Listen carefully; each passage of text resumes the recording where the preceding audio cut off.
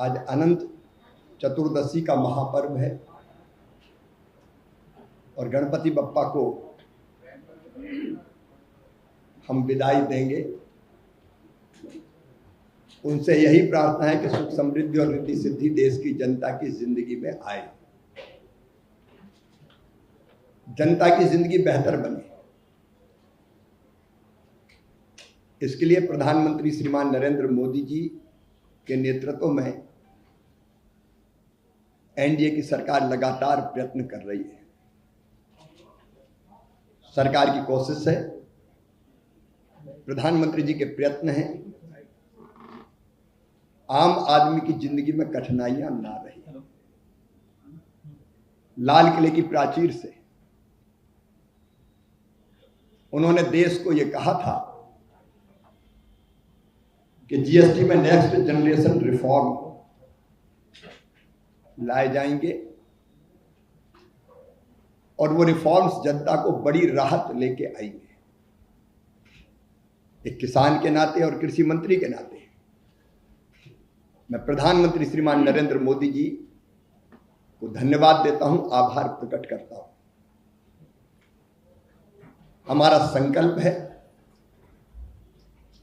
खेती में उत्पादन की लागत घटाना और उत्पादन बढ़ाना। उत्पादन बढ़ेगा और लागत घटेगी तो किसान का खेती में प्रॉफिट बढ़ेगा। और जीएसटी में जो सुधार किए गए हैं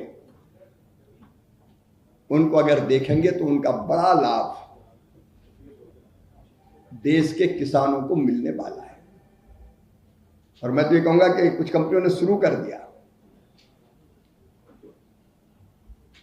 कृषि उपकरण, चाहे वो ट्रैक्टर हो, हार्वेस्टर हो, रोटावेटर हो, अलग अलग तरह के, जिन पे मैं आऊंगा कि कितना फायदा किसान को मिलेगा। जो जीएसटी घटा के 5% की गई है वो किसान के लिए वरदान सिद्ध होगी।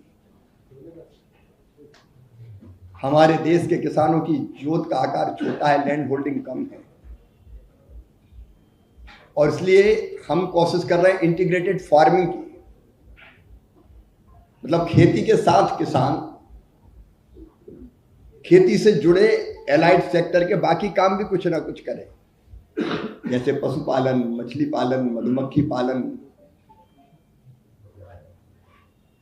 कृषि वानिकी, भेड़ बकरी पालन, पोल्ट्री फार्म। अगर ओवरऑल आप देखेंगे तो इस पूरे sector agriculture and allied sector, क्योंकि कृषि और पशुपालन तो दोनों एक दूसरे के पूरक है,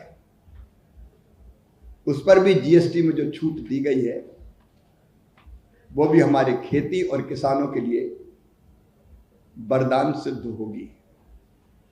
लेकिन इससे जुड़ा हुआ अगर ग्रामीण क्षेत्र की बात आप देखें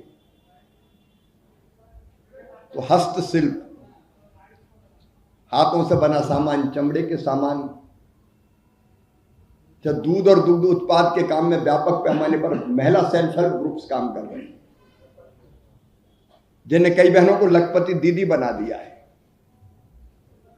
उनकी जिंदगी भी जीएसटी में छूट से और बेहतर होगी, उनकी आमदनी बढ़ेगी और ये लखपति दीदी के आंदोलन को भी एक नई ताकत मिलेगी।